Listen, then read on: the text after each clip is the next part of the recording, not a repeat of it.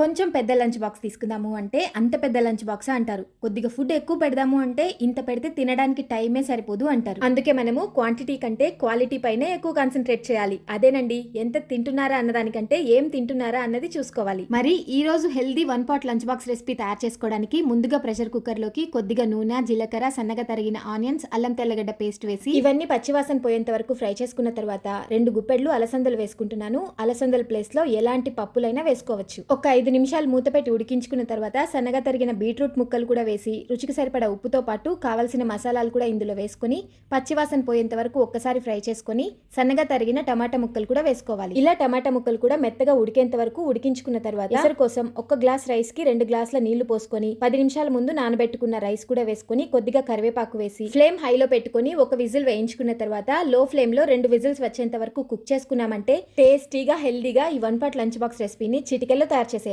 ఖచ్చితంగా ట్రై చేసి చూడండి. అలాగే ఎవరికైనా యూజ్ అవుతుంది అనుకుంటే షేర్ చేయండి. Thank you.